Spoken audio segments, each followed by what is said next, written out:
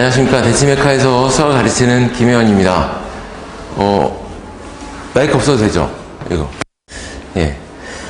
오늘 이게 의치대 학생 가는 의치대상 설명회죠. 의대 가기. 제가 그렇게 듣고 왔는데 좀 상위권 느낌 아닌가요? 제가 오늘 간략하게 수학을 잘하는 공부 방법에 대해서 3가지로 얘기할 텐데, 보통 1, 2단계만 얘기를 해요. 근데 오늘은 상위권을 받기 위해서, 1등급 받기 위해서 좀 3번째 어디까지 필요한지 좀 구체적으로 말씀 한번 드려보려고 그래요.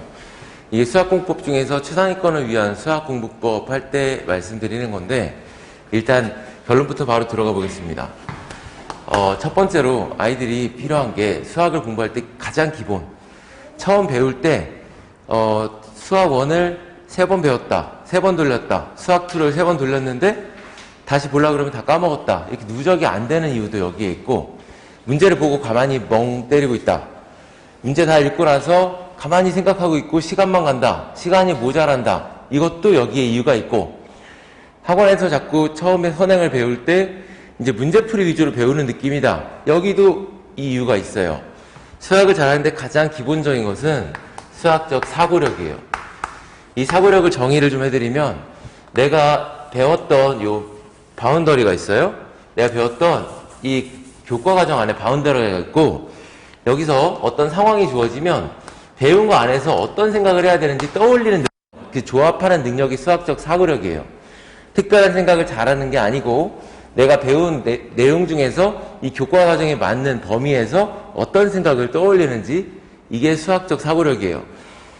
이 보통 중간고사, 기말고사 첫 범위가 4개에서 5개 단원이 나오는데, 그 단원 안에서도 그 단원에서만 생각해야 되는 것들을 못 떠올리는 거는 공부를 잘 못하고 있다는 얘기예요.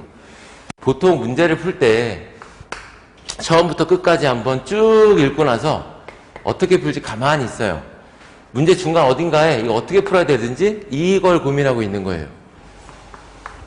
이 정석을 기준으로 설명을 드리면, 앞에 빨간 네모 박스가 있죠. 선생님이 이 개념 정리된 거를 간략하게 설명해 주신 다음에 대표 예제 문제, 답 달린 예제 문제가 있고, 밑에 유제 문제랑 연습 문제가 있으면 연습 문제, 유제 문제 항상 숙제로 내줘요.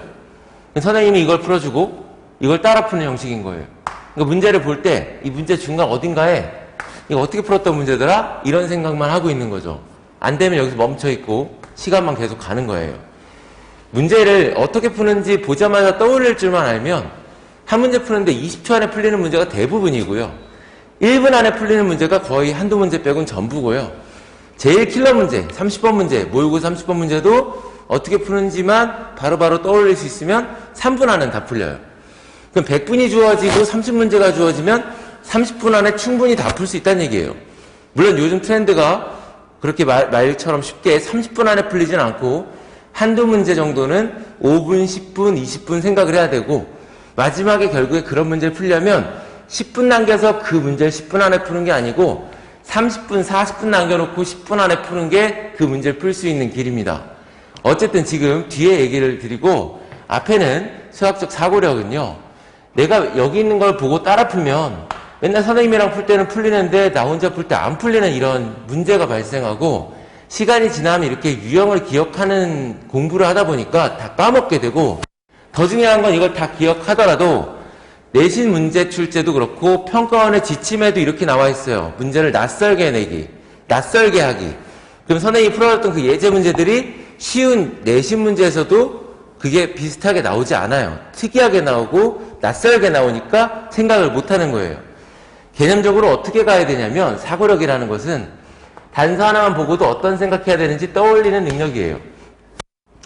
다음 단서 딱 보고 어떤 생각해야 하는지 다 떠올리는 게 이게 수학적 사고력입니다. 처음에 실수 XY에 대해서 라고 나오든지, 자연수 N에 대해서, 정수, 유리수의 PQ에 대해서 이렇게 나오면 어떤 생각 떠올리는지. 그래서 여기에 삼각형이, 예를 들면 이런 삼각형이 주어졌다, 이런 삼각형이 주어졌다, 이런 삼각형이 주어졌다. 이 삼각형별로 어떤 생각을 해야 되는지 단원별로 떠올려야 되는 생각. 이렇게 단서가 철벽 방어를 하고 있다고 비유를 할 때 한꺼풀 딱 벗겨내는 순간 굉장히 문제가 쉬워지는 것을 경험하셔야 됩니다.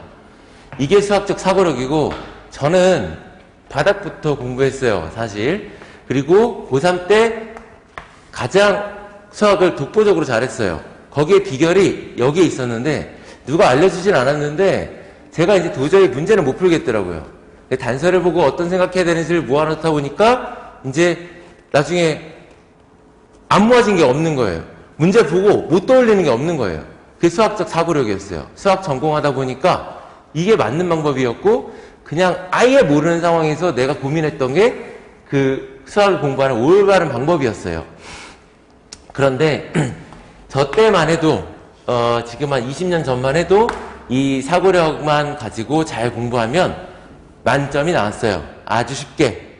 그래서 고3 때는 거의 전교 1등이 저한테 짝꿍하자 그래서 제 의지랑 관계없이 이제 선생님이 저한테 짝꿍을 시켜가지고 그 친구랑 계속 이 사고력을 주고받았거든요. 물어보면 어떤 생각해야 되는지 제가 알려줘요. 나중에는 그 친구가 여기까지 생각했는데 그 다음 뭐 해야 돼? 저랑 생각이 똑같아요. 1년 동안 짝꿍을 하다 보니까 제가 과장 안 보태고 기억 정확한데 고3 때 문제집을 한 권도 안 풀었어요. 다 질문만 받았어요. 심화반에 있는 친구들 질문만. 한 권을 안 풀었어요, 제가. 그리고 그 친구는 수학만 못했던 친구였는데 다른 과목 거의 만점 수준이었는데 결국에 수학을 만점 맞고 고대 의대를 갔어요. 그 친구도 의대 간 친구고 그때 이제 제가 갖고 있던 노트예요. 잠깐만 확대 좀 해주세요. 제가 이제 고등학교 3학년 때 갖고 있던 노트인데 여기 보시면 분수 방정식 아주 쉬운 단어이지만 어떤 생각들을 해야 되는지 글로써 이렇게 좀 짧게 적어놨고 뒤에 보시면 공식들도 이렇게 적혀져 있고 또 뒤쪽으로 하면 이제 삼각형의 오심 방금 말씀드렸던 그 삼각형도 여기 있네요. 바로 뒤에 있죠. 요 세 가지 헷갈리지 않게 보자마자 어떤 생각해야 되는지 이렇게 컴팩트하게 정리를 해놨습니다. 이게 수학적 사고력이에요. 이게 애착이 생기면 자꾸 나만의 노트에 대한 좀 자신감이 붙고 공부를 더 지루하지 않게 또 열심히 공부하게 되고 특이한 걸 보고 틀린 문제가 있으면 자꾸 집어넣고 공부가 다 마찬가지인 면이 있는데 뭐 문법도 영어 문법 노트를 만들고 뭐 고전문학 노트를 만들듯이 이 수학은 이 사고력 노트가 가장 중요하고 기본입니다. 그래서 일단 문제를 풀든 못 풀든 간에 문제 보자마자 내가 어떤 생각까지 접근을 했다. 이게 굉장히 중요한 1단계고요. 그 다음에 두 번째로 굳이 이렇게 나누자면 한 10년 전부터는 이걸로만 안 되더라고요. 사고력만으로 안 돼요. 이전에 이제 2000년대 초반 뭐 98, 99, 2001, 2002 이때는 수학 굉장히 쉬웠어요. 그래서 여기까지 하면 그냥 만점. 그리고 유형도 단순했어요. 정성만 공부하면 되는 정도의 세대에서 살짝 밀려온 세대라 수능 초창기에는 이렇게 끝났는데 이제 계속 내다 보니까 자꾸 응용이 되고 자꾸 문제가 발전하고 변형되면서 더 어려워져서 내신도 또 따라서 어려워지고 그래서 두 번째 필요한 것이 자료예요. 자료. 자료라고 말씀드릴 수 있고 좋은 문제라고도 할게요. 자, 좋은 문제는 어떤 문제냐면 선생님이 문제에 포인트가 있어서 이걸 내면 좋겠다. 이거 애들이 내면 잘 못 맞추겠다. 문제에 함정이 있는 문제, 개념이 개념이 응용되는 빈출 문제들이 있어요. 개념을 문제로 이렇게 바꿔서 내기 좋은 이런 빈출 문제들, 또 이런 걸 섞어가지고 냅니다. 자, 우리가 문제를 풀 때 문제집을 푸는 목적은 내가 틀린 문제를 다시 걸러내서 반복해서 그 틀렸던 문제를 풀 수 있게 오답을 해가지고 실력을 늘리는 게 목적이죠. 맞는 문제를 찾아내는 게 목적이 아니죠. 혼자 공부할 때는 자기 자습서를 선택한다 그러면 한 15% 정도 틀리는 문제집이 좋아요. 문제 해결도 적절하고 적당히 이 선이 15%에서 왔다 갔다 해야 혼자 공부하기 적당한 문제집이에요. 이게 수준에 맞는 문제집이고 학원 교재나 또 내가 사교육을 도움을 받는 이유가 성적을 높이기 위한 거잖아요. 시간을 아껴주는 게 사교육의 역할이고 학생들의 시간을 제일 아껴줄 수 있는 강사가 가장 좋은 강사입니다. 그래서 저희는 예를 들어 저희 이제 수학이 너희를 자유케 하리라 시즌 1이 있고 시즌 2가 있어요. 그리고 이 기출이 너희를 자유케 하리라 이 기자가 있어요. 자, 그러면 시중교재에 11권의 교재를 여기다 다 집어넣었습니다. 모든 문제를 다 풀고 같이 회의해서 선생님들이랑 시침질 떠서 이거 넣고 저거 빼고 이건 또 넣어야 이 객관적인 시야를 최대한 모아서 자주 틀리는 문제, 선생님들이 자주 출제하는 문제들을 넣어놓고 또 다른 타입의 11권의 문제 시즌2에 넣어요. 그리고 시즌1에는 뭐가 있냐면 이 문제 플러스 유사문항이 달려있어요. 이거는 이제 학교 선생님들께서 학교에서 출제하는 방식대로 변형을 시켜주셨어요. 그래서 시즌1 풀고 똑같은 문항, 틀린 문항만 유사문항을 풀고요. 나중에는 오답하면서 다 풀게끔 해요. 총 이런 권이 3권이 있어요. 3권이 있는 건데 문제 양으론 이게 엄청 두껍지 않습니다. 일반 문제집보다 조금 더 얇은 정도예요. 그런데 약간 얇은 정도인데 문제가 아주 컴팩트하게 되어 있어서 처음 문제 풀면 10문제 중에서 7문제 정도 틀려요. 평균. 그리고 유사문항까지 오답을 하고 이 개념 배우면서 하거든요. 아까 요거를 이 사고력 노트를 만들면서 이 개념 배우면서 요걸 다 처음 시즌1을 하고요. 시즌1을 오답을 하면서 시즌2를 가요. 그러면 시즌1을 오답을 마친 단원이 시즌2로 가게 되면 여기서 7문제 틀리던 것이 여기서 3문제, 2문제밖에 안 틀립니다. 무슨 얘기냐면 얘랑 수준이 같거든요. 실력이 늘었다는 얘기입니다. 수준이 비슷한 건데 이게 그냥 랜덤으로 섞어서 여기 뿌리고 저기 뿌리고 비슷한 유형 없도록 이렇게 뿌려놓은 건데 얘가 실력이 는 거예요. 이런 선생님이 자주 출제하는 포인트나 함정이나 이런 개념이 응용되는 것에 아이들이 자꾸 보자마자 아 이거 응용된 거 아니야? 이렇게 의심할 수가 있어요.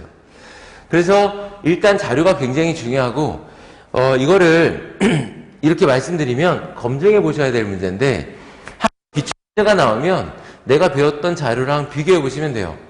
제가 자신 있게 말씀드릴 수 있는 건 저희 교재에서 다 나와요. 100% 다 나와요. 굳이 한 문제는 아니잖아요 라고 하는 때도 있어요. 근데 100% 다 나와요. 학교 선생님들 중에서 자작 문제를 만드시는 경우가 있어요. 아주 특별하게. 그런 경우 한 문제, 정말 2문제도 없습니다. 정말 다 나와요. 이거는 시중교재에 있는 22권의 교재를 넣어놓은 거고 이것은 강남권에 있는 기출문제 중에 우수한 문제를 영역별로 유사 유형별로 다 모아놨어요. 자주 나오는 유형이 비슷하게 있어서 현지를 딱 펼쳐보면 22문제 중에 적어도 15문제 정도는 내가 너무 많이 훈련했던 그런 유형이라 보자마자 풀고 틀리지 않고 함정을 잘 비켜나가는 의심까지 하면서 풀 수 있는 이런 상황이 만들어줘야 돼요. 물론 지금 이거를 다 하면 제 말이 맞다면 100점 나와야 되고 못해도 전원이 반 전원이 92점, 96점 중에 무조건 나와야 되는 거예요. 이게 맞아요. 그리고 상위권 애들이 아니면 이게 아닐 수가 있는 게 이걸 해야 말이죠. 안 한다가 문제죠. 문제를. 오답을 한 번 정도 한다라고 착각하는 거예요. 공부량을 제한하는 거예요. 이 정도면 내가 공부를 다 했다라고 내 공부 양을 제한하는 거라고요. 그래서 오답을 한 번 하고 가면 내가 나도 못 풀어요. 2번 하고 가면 나 봤던 문제인 게 보여요. 3번 하고 가야 이거 어떻게 푸는지 해법까지 나오는 겁니다. 그래서 현장에서 문제를 잘 풀려면 보자마자 빨리 풀려면 이걸 3번까지 오답을 하면 되고요. 일단은 수업을 정하실 때나 학교 학생들이 이제 수업을 배울 때 내가 많이 틀리는 문제가 있으면 되는 거예요. 근데 너무 수준에 너무 벗어나서 어려운 문제라기보다 이건 좋은 문제인데도 많이 틀리기도 하고 많이 맞추기도 하고 누구한테는 쉽고 누구한테 어려운데 공통적으로 하는 얘기가 있습니다. 문제가 진짜 좋다. 틀렸는데 배울 게 많다.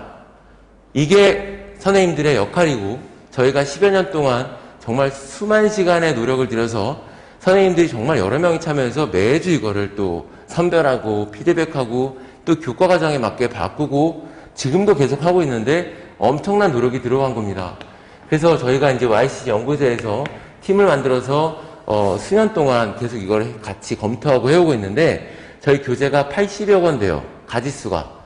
고3까지 선행교재 3단계 그리고 현행교재 이 3권씩 교재, 고3 교재까지 해가지고 기출문제 80여 권이 됩니다. 그러니까 얼마나 1년 내내 바꿔도 또 바꿔야 되고 또 바꿔야 되고 이런 상황이 와버렸어요. 쉴 수도 없고 너무 벅차게 일하는데 그래도 확 자부할 수 있는 거는 그 노력만큼이나 이 자료는 확실하고 탄탄하다라는 거. 상위권 학생들은 여기만 멈추지 않아요. 제가 현실적으로 말씀드리면 이거 다 하고 가면 다 나오는 거 맞아요. 근데 보통 어떤 애들이 잘하냐면 이거 오답을 3번씩 한 애들은 뭐 이런 얘기 많이 하셨지만 한 번, 2번이 어렵지 3번은 빠르다. 시간 절반으로 준다 이런 얘기를 하시잖아요. 마지막에 눈으로 풀고 여기까지 노력한 애들은 하나 더 풀고 있어요. 여기다가 양치기까지 하면 정말 좋습니다. 그러면 이게 그냥 태도 같아요. 제가 보니까 이렇게 하고 나름대로 뭐 수학의 바이브라든지 아니면 고쟁이라든지 이걸 추가로 할 수 있는 아이들이 점수를 실제로 잘 받아요. 여기까지는 중상위권까지.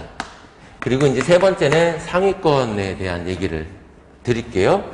이 세 번째가 중요한데, 제가 이 얘기를, 수학 선생님이랑 같이 꺼내고 나서 11시부터 새벽 4시까지, 6시간, 5시간이죠? 5시간.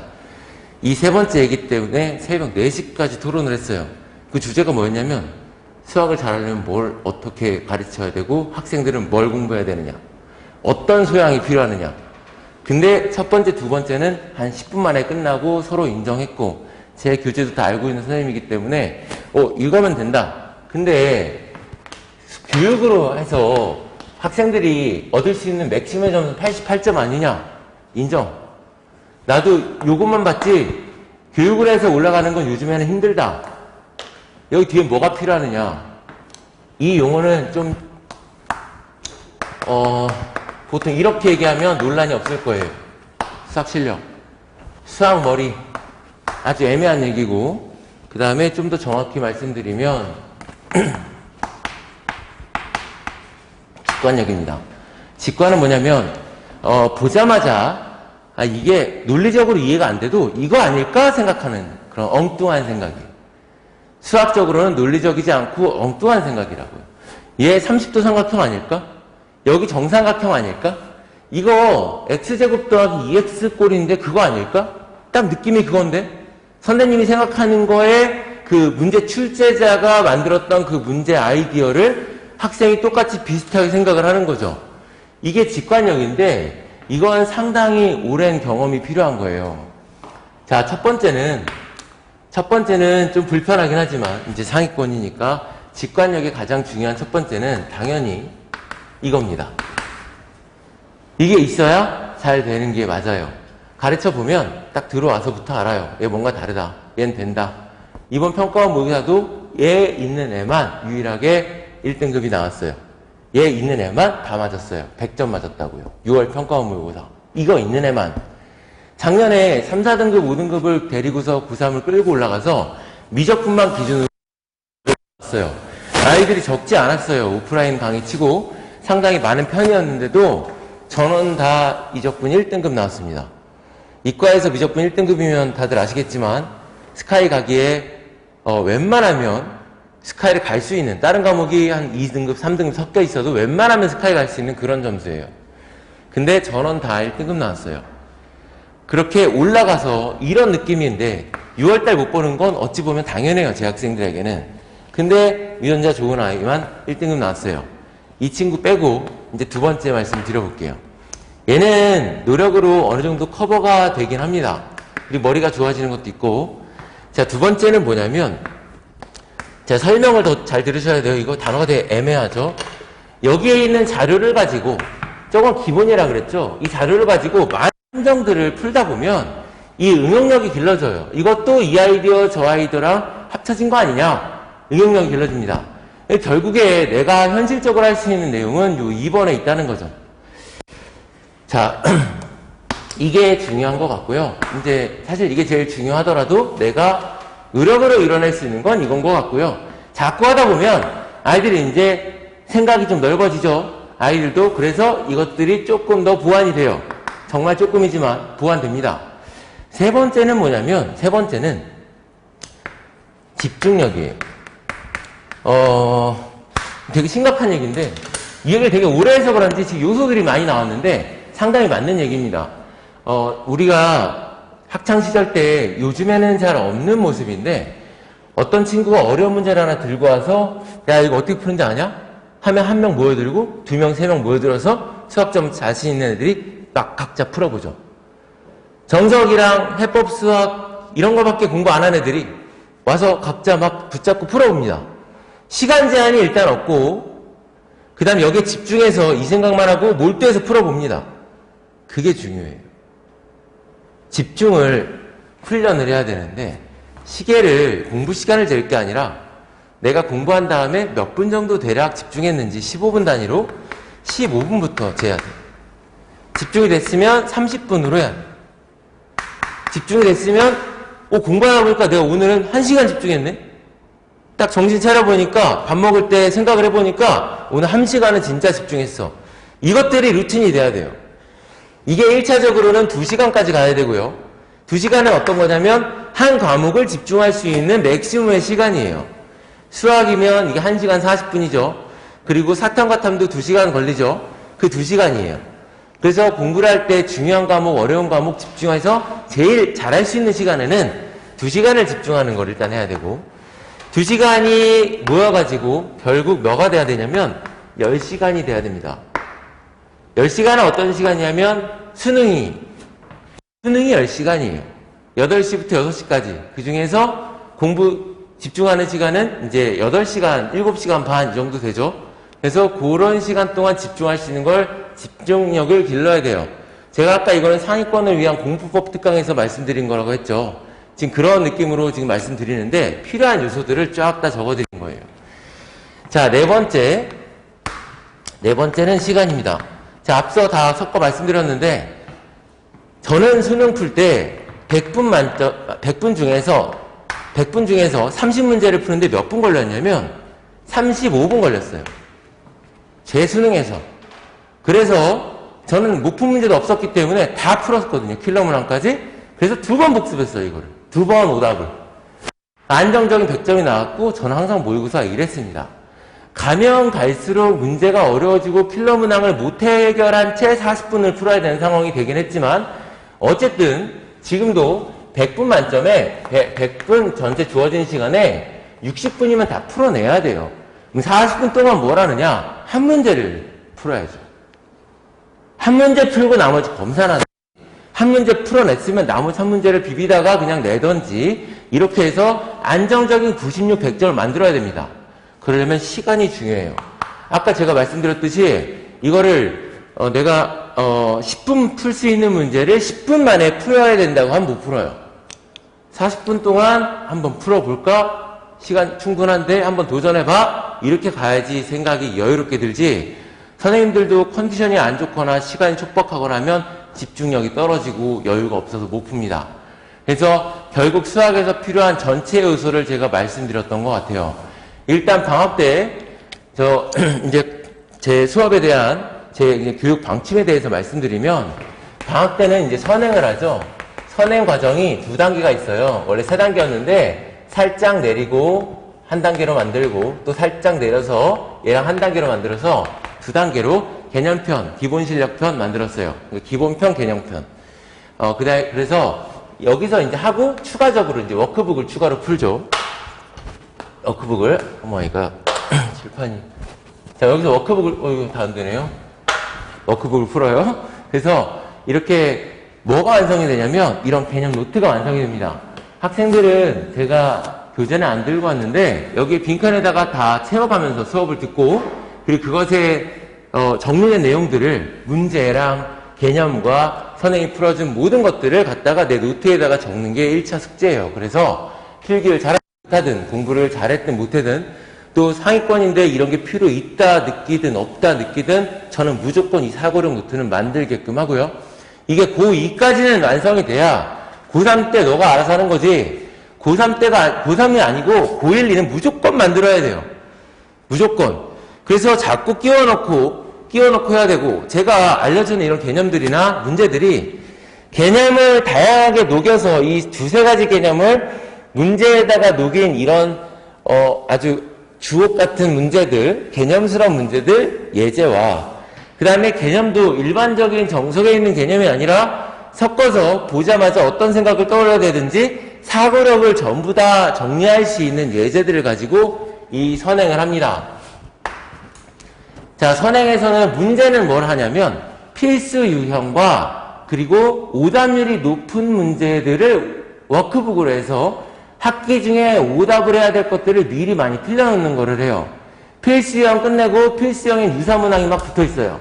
그리고 이제 필수 문제들은 이제 개념을 정리했으니까 문제들 자주 나오는 걸 일단 숙달하자. 저 조금씩 바뀌고 있는 건데 유형을 없앴다가 요즘에는 아이들이 너무 이 유형 정도 숙달도 잘 못하고 있어서 일단 여기 다 넣었으니까 유형 훈련을 유사문항으로 3문제씩 해요. 제가 유사문항을 예제를 풀어주고 이러진 않습니다. 다 유사문항 훈련하고 고로 받고 특별히 모르는 유형의 훈련을 하고요. 그리고 이제 오답률이 높은 문제들 가지고 여기 워크북을 진행을 하고요. 그 다음에 여기 두 번째로는 이제 실전 문제로 가면 이 학기 중에는 여기서 0에서 80 정도까지 마스터를 했으면 얘는 40에서 100까지 개념 복습을 한 번 더 하면서 100까지 완료를 해요. 실전 개념, 실전에서 나왔을 때 스킬이나 이때만 외워야 되는 공식이나 그리고 아이들이 이제 많이 틀리고 어려워하는 좀 심화 과정들은 한두 가지 섞어서 이때 하면 애들이 되게 익숙한 내용처럼 느껴져요. 그래서 방학 때 한번 디디고 학기 중으로 넘어가면 방학 때 깔끔하게 잘 끝나거든요. 몇 회차가 안 돼도 중요하지 않아요. 그 시간 안에 전단원이 깔끔하게 끝납니다. 그리고 선생님이 마음에 들었으면 학기 중에 넘어가면 더 좋은 거죠. 똑같은 내용 또 하니까 익숙한 그게 똑같으니까 아이들이 머릿속에 깨야 되는 게 익숙하고 문제를 외워서 푸는 것 같은 느낌을 받아야지 점수가 높은 거지 내가 또 새로운 문제 풀어야 될 것 같고 자꾸 뭔가 풀었던 거 다시 풀어야 될 것 같고 이러면은 성적이 안 나와요. 아이들한테 공통적으로 물어보면 버리는 게 이 포인트입니다. 처음으로 중학교 때 초등학교 때 성적이 잘 나왔었을 때 있지. 예상 밖이었고 그 다음에 되게 뭔가 반복을 많이 했던 것 같은 그런 기억 이거는 누구한테나 있어요. 저도 초등학교 때 한 번 있고 나도 모르게 집중하고 반복하고 그래서 다 외운 것 같고 그땐 시험 기간까지 잘 기억이 나요. 그래서 학생들도 수학은 개념도 반복, 문제도 반복. 제가 해드릴 수 있는 영역은 여기까지. 나머지는 여기 없는 동기부여. 그래서 일단 공부를 잘하려면 여기까지 와야 되고 간단히 이제 당부를 좀 드리면 요즘에 여름방학 때 인강으로 뭔가 해보려는 아이들이 좀 늘어나고 과외로 좀 해보려는 아이들이 늘어나는데 인강이나 과외는 이 세 번째 직관력, 수학 능력을 여기서만 필요한 거 아니겠죠? 얘네들도 필요하겠죠? 그거를 많이 죽입니다. 1부터 10까지 쭉 다 설명해줘요. 근데 선생님은, 좋은 선생님은 이 시간을 아껴주는 것도 중요하지만 잘 가르치는 선생님은 1, 2, 그 다음에 뜸도 주고 생각할 시간도 주고 7, 8 알려주고 마지막에 결론을 내게끔. 인강이나 과외는 이걸 다 해줍니다. 그리고 나머지 풀어야 되는 많은 문제들에 대해서도 선생님은 같이 호흡하면서 아이들이랑 이렇게 수업하면서 시나리오를 잘 짜서 얘네들이 이걸 모르겠지, 이거 힘들어하겠지를 알고서 이걸 좀 줬다 뺐다 하면서 뜸도 들이고 강약 조절도 해가면서 이렇게 사고력을 길러주고 여기 수학 능력을, 직관 능력을, 응용력을 길러주는 이런 역할을 해드릴 겁니다.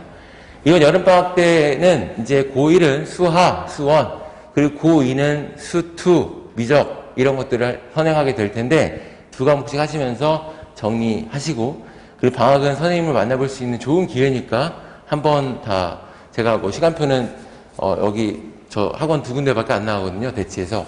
그러니까 시간표는 잘 확인하시고 한번 겪어보시면 아마 학생들이 바로 알 겁니다. 그리고 학기 중에까지 가시면 이 얼마나 자료가 도움이 됐는지도 아실 거고 일단 제가 항상 마무리에 제가 생각하고 있는 이 지론을 말씀드리지만 학생들 인생에 제일 중요한 3년이에요. 제가 어떤 목적을 가지고 준비도 안 됐는데 자신감도 없이 이렇게 하세요. 제 수업을 들으세요. 이런 차원의 문제는 아닐 겁니다.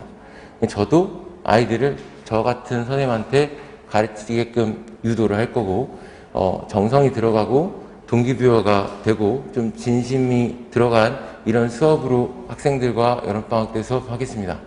자, 긴 시간 고생 많으셨어요. 감사합니다.